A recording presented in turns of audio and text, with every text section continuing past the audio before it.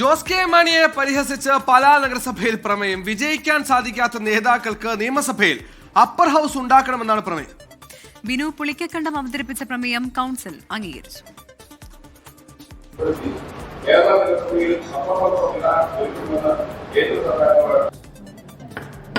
ഇന്നലെ P C George തരാമെന്ന് പറഞ്ഞ സാധനം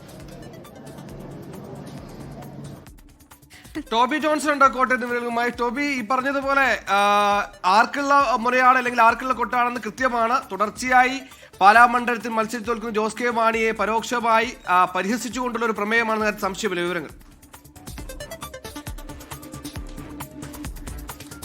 സുഹൈൽ, തീർച്ചയായിട്ടും പേരെടുത്ത് പറഞ്ഞിട്ടില്ല, പക്ഷേ ലക്ഷ്യം ജോസ് കെ മാണി തന്നെയാണെന്നുള്ള കാര്യത്തിൽ യാതൊരു സംശയവുമില്ല. എന്തായാലും ഇന്നലെയാണ് വലിയൊരു പരാജയം. വീണ്ടും ജോസ് കെ മാണിക്ക് പാലായിൽ പരാജയപ്പെടുന്ന ഒരു സാഹചര്യത്തിലേക്ക് കാര്യങ്ങൾ പോയി.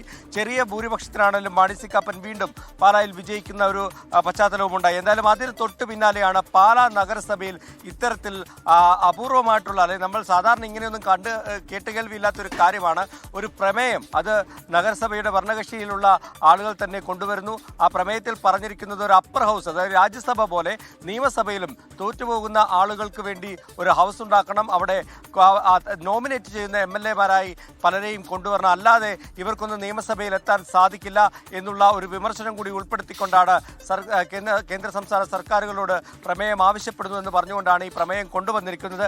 എന്തായാലും വിചിത്രമായിട്ടുള്ളൊരു കാര്യം, ഇതിനെ കാര്യമായിട്ട് കേരള കോൺഗ്രസിന്റെ പ്രതിനിധികളും അല്ലെങ്കിൽ LDF പ്രതിനിധികളും എതിർത്തില്ല എന്നുള്ളതാണ്.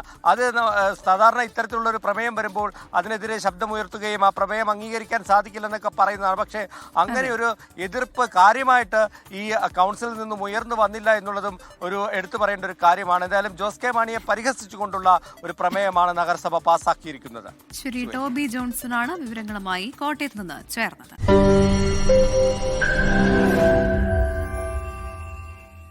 ലോകത്തെവിടെയായാലും ഏത് സമയത്തും 24 വാർത്തകളും ഓഗ്മെന്റഡ് റിയാലിറ്റി പാക്കേജുകളും എക്സ്പ്ലെയിനറുകളും വിശദമായി കാണാൻ ഞങ്ങളുടെ യൂട്യൂബ് ചാനൽ നിങ്ങൾക്ക് സബ്സ്ക്രൈബ് ചെയ്യാം.